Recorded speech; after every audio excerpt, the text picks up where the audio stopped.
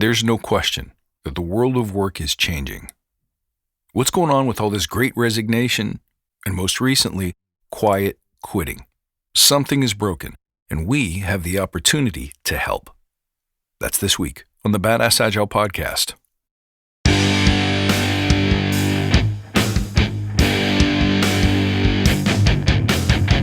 Greetings, team. Welcome to the Badass Agile podcast. I'm your host, Chris Williams.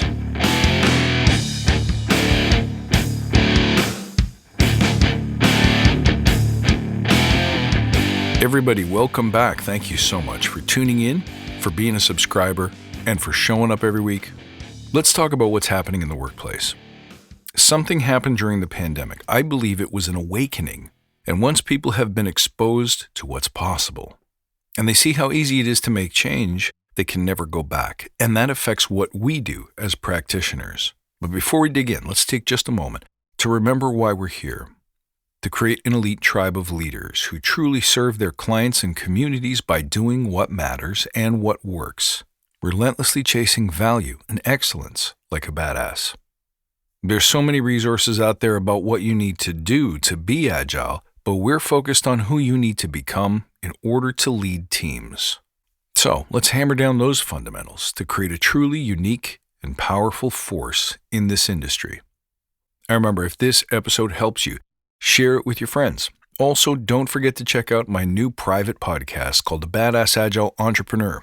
You can also follow us in the Badass Agile Listener Lounge on Facebook, check us out on Instagram or Twitter, and even look me up on LinkedIn.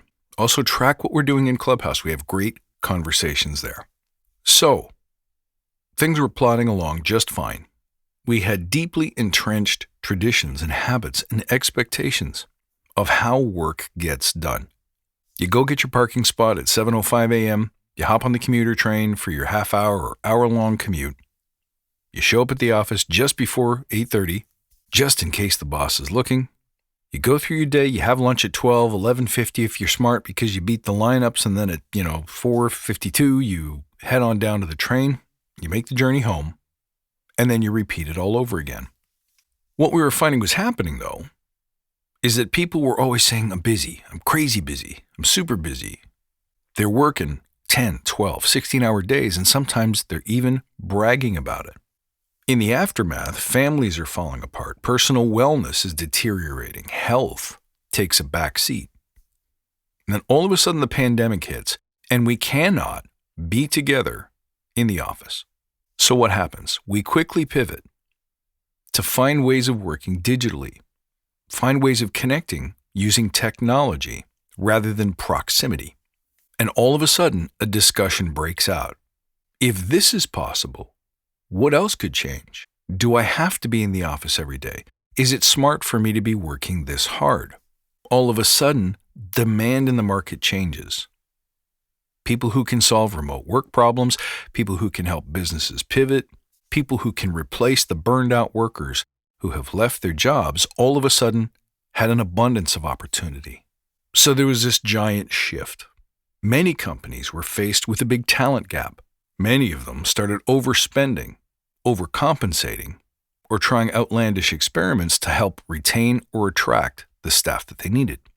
So there's a giant shuffle in the marketplace, not to mention people who quit the game altogether to go start a side hustle or change their careers completely to something that they find more fulfilling.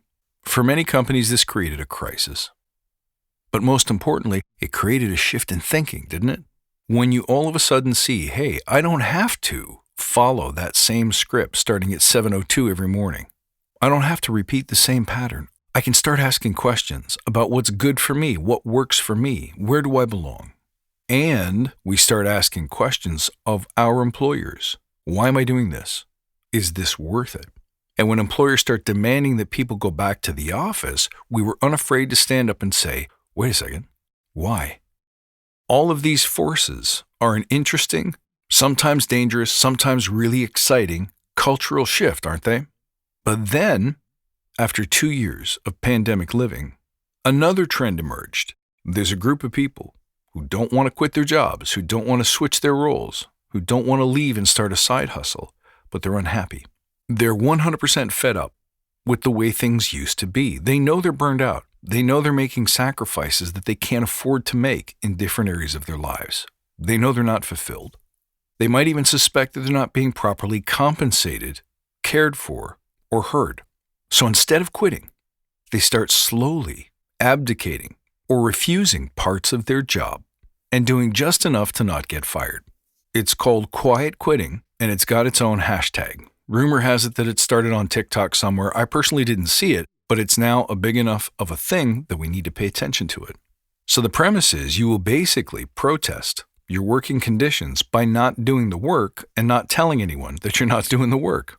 You might outwardly refuse taking on extra tasks.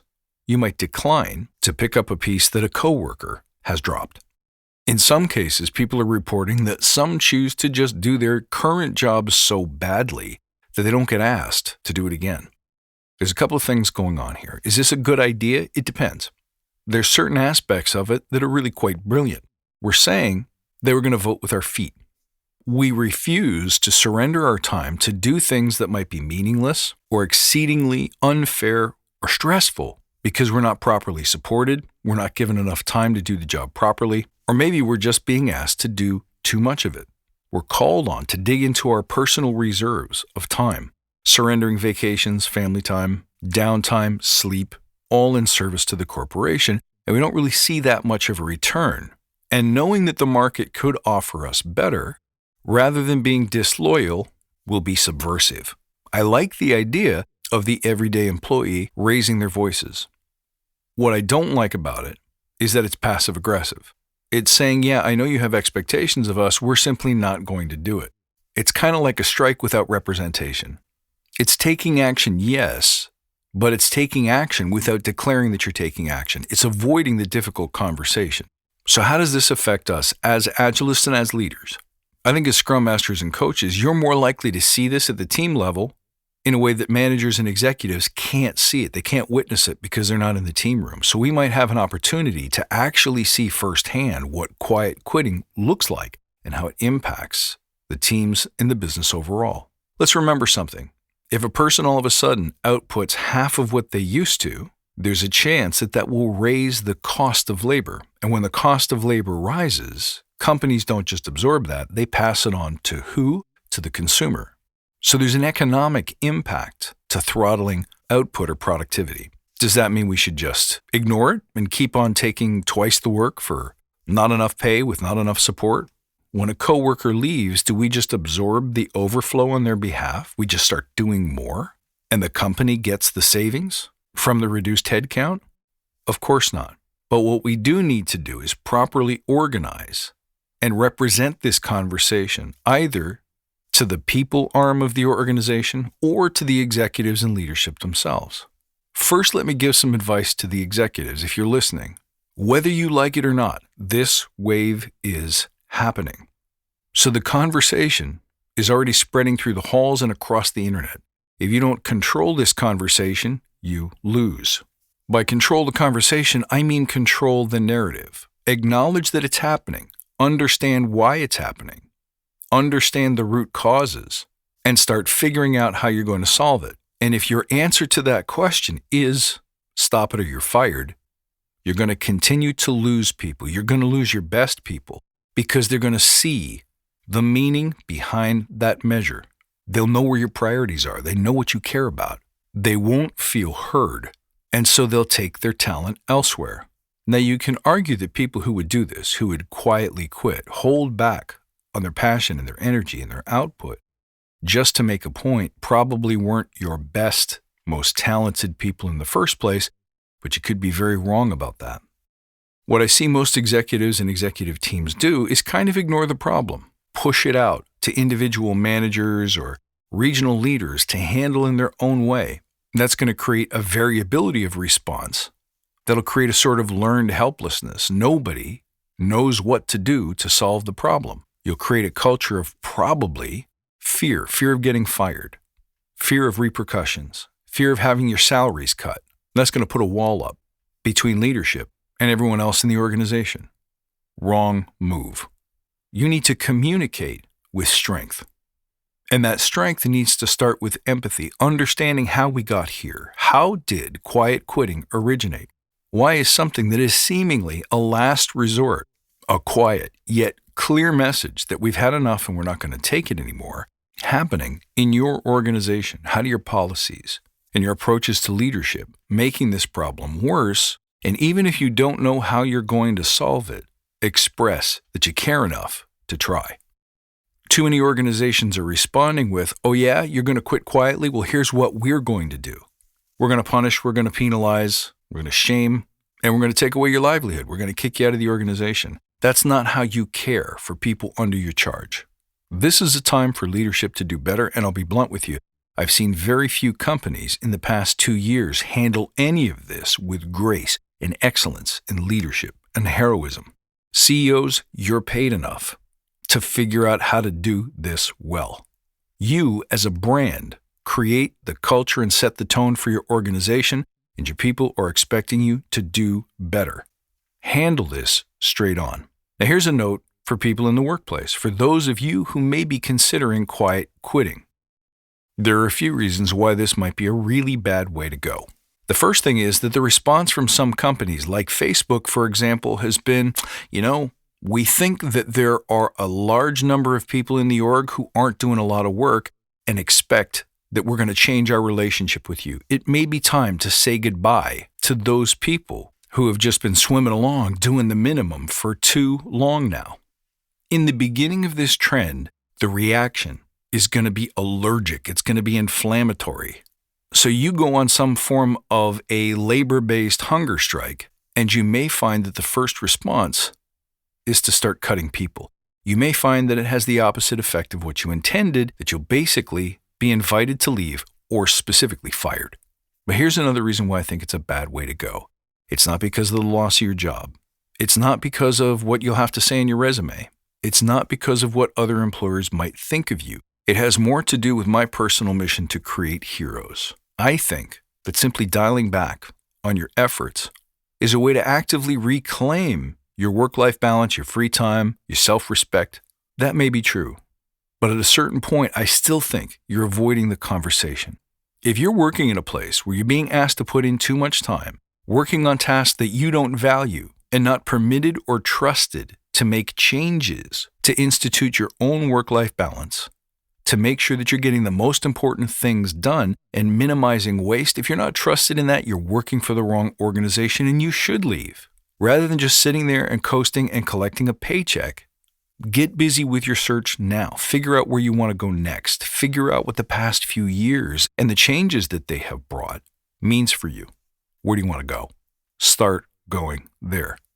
But the final thing that I'll suggest is that from a perspective of everything we talk about on this podcast, everything that we do in the Forge, we know that the only things worth doing are the most difficult things. Maybe it's this conversation, the conversation about change. Maybe it's about bringing the revolution to the doorstep of people who can actually help us make those changes. But most importantly, you don't get anything in life as an entrepreneur, as an employee, as a contractor, as a scrum master or coach by doing the bare minimum. And as scrum masters and coaches, you have a unique opportunity to bring that conversation, to do the hard thing, to act as a trusted advisor that you were probably hired to be. The more senior you are, the more connected you are to the senior levels of the organization, the easier this will be, the more appropriate this will be. If you see that people are starting to dial back on their contribution, bring those hard-earned empathy skills and problem-solving skills to have one-on-one communications and ask people what's going on. Where did it come from? I want to hear your story. Tell me what's hurting. Tell me what's not working. Tell me how we got here. And understand that every time someone surrenders on a task and chooses not to take it on, without first as a team deciding what are the pieces of waste that we can safely avoid and reject, there's a chance that you may be putting work on somebody else's shoulders. Now, that's not showing up as a teammate. That's not showing up as a badass. Badasses don't take shortcuts. Badasses don't dump their work and leave it for somebody else to figure out. Badasses say, I have a problem and it needs to be solved, and I haven't heard yet, but I will not quit on the conversation. I will not give up hope unless this is no longer the place for me, in which case I owe it to myself and to my team to move elsewhere, to a place where my boundaries and my wants and desires are respected, but I'm not going to handle my business by folding my arms in front of my chest and turning my back on my duty. I'll have lots more to say on this, and if you have questions or experiences that you want to share, please reach out to me. I'd love to hear from you and I'd love to help. Stay tuned. This is a work in progress, and it's a very, very interesting trend in our marketplace, and it's a great opportunity to add some additional value to our clients, teams, and customers. My friends, I hope you found this one enjoyable and inspirational. As always, I'd love to hear from you. You can find me at badassagile.com. Check me out on Twitter at badass_agile and on Instagram at badassagile. I look forward to seeing you next time, and until then, stay badass.